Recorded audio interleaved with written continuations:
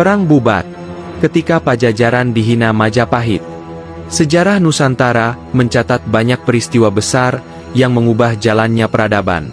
Salah satu yang paling tragis adalah Perang Bubat, sebuah peristiwa berdarah yang menewaskan rombongan kerajaan Sunda di ibu kota Majapahit.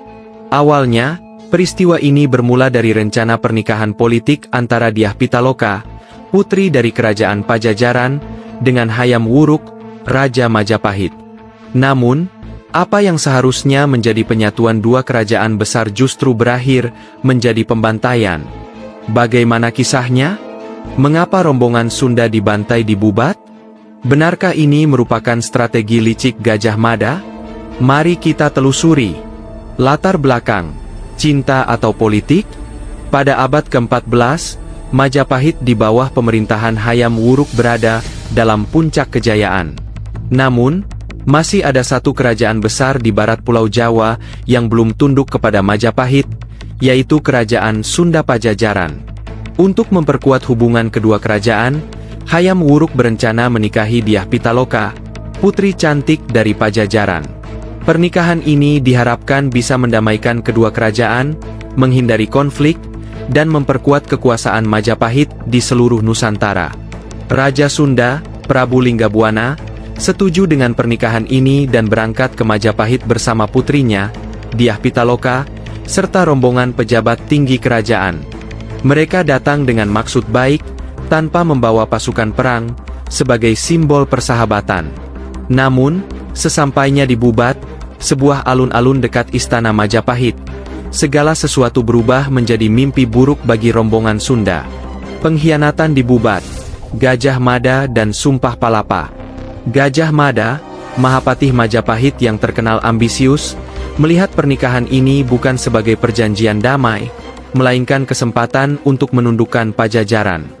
Bagi Gajah Mada, jika Dyah Pitaloka menikah dengan Hayam Wuruk, maka kerajaan Sunda harus mengakui dirinya sebagai vasal kerajaan bawahan Majapahit.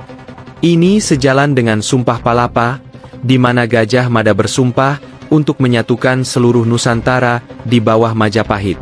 Saat rombongan Pajajaran tiba di Bubat, Gajah Mada mengubah status pernikahan ini menjadi bentuk penyerahan diri.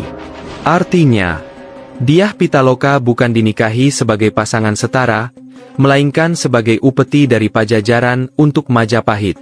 Prabu Linggabuana harus bersumpah setia kepada Majapahit sebagai tanda tunduknya Pajajaran.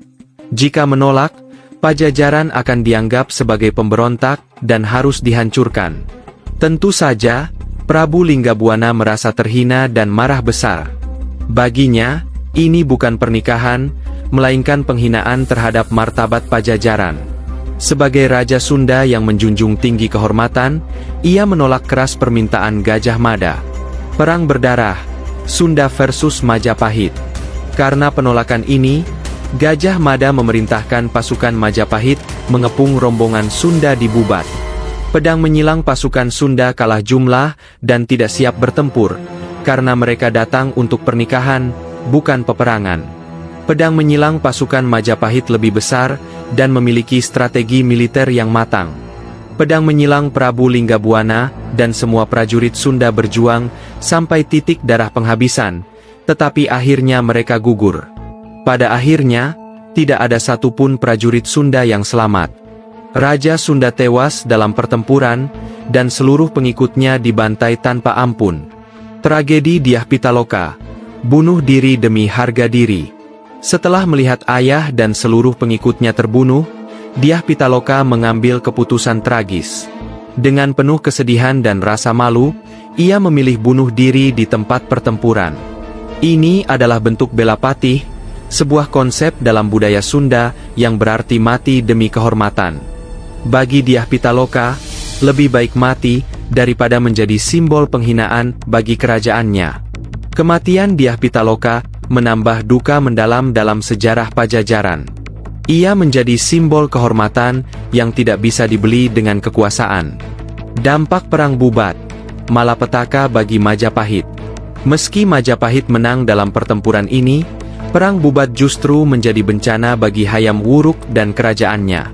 Hayam Wuruk sangat terpukul karena niatnya untuk menikahi Dyah Pitaloka berubah menjadi tragedi berdarah. Raja-raja Sunda dan keturunannya menyimpan dendam mendalam terhadap Majapahit. Gajah Mada kehilangan kepercayaan dari Hayam Wuruk karena strateginya justru menimbulkan konflik besar.